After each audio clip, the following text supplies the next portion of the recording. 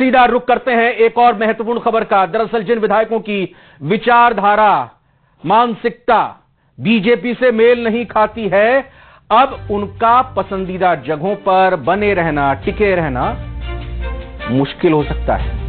कई विधायकों ने तो उन कर्मचारियों की फेहरिस्त सीएम से लेकर मंत्रियों तक पहुंचाई है जिनकी पटरी विधायकों से मेल नहीं खा रही।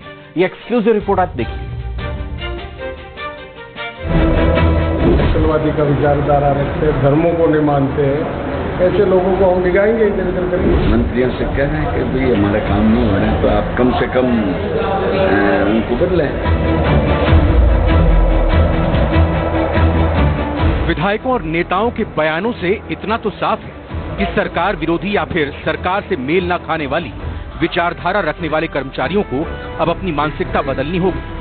सलूंबर विधायक अमृतलाल मीणा ने तो मंत्री मदन दिलावर से लेकर सीएम भजनलाल तक अपनी फरियाद पहुंचा दी है। वहीं बिलाड़ा से विधायक अर्जुन लाल गर्ग ने तो कर्मचारियों को दो टूक नसीहत दी है कि या तो मानसिकता बदलो वरना हमारी सरकार उनको बदल डालेगी।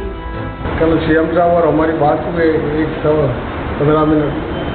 हमारे उस एरिया में जितने भी हैं, बाप में विचारधारा रखते हैं, नक्सलवादी का विचारधारा रखते हैं, धर्मों को नहीं मानते हैं, ऐसे लोगों को हम दिखाएंगे, इधर उधर करेंगे। कोशिश तो हमने यही की है कि उनकी मानसिकता बदले, लेकिन ये चीज मानसिकता नहीं बदली जाती है तो निश्चित रूप से उनको भी बदलना पड़ेगा। मंत्रियों से कह रहे हैं कि भाई हमारा काम नहीं हो रहा है तो आप कम से कम उनको बदलें।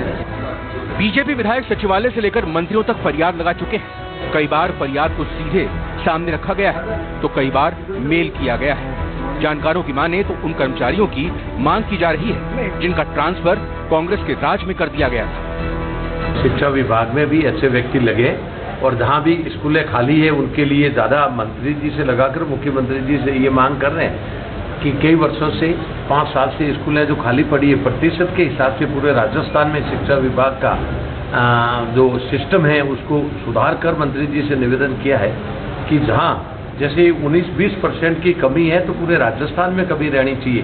ये तो कई जगह 30% भी शिक्षक लगे हुए नहीं है, कई जगह 130% लगे हुए हैं, उनका समावेश होना चाहिए।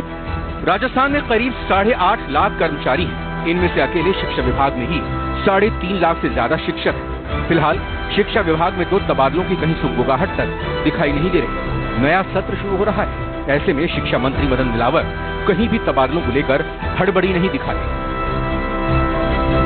तो हमारे एमएलए भी वो लाते हैं जनता के हित में होता है। तो उम्मीद करें इस बार तबादले होंगे जल्द शिक्षा विभाग में। तबादले सतत प्रक्रिया है और क्योंकि शिक्षा विभाग के तबादले खुले नहीं है, इसलिए जब भी माननीय मुख्यमंत्री जी ऑर्डर देंगे तो करेंगे।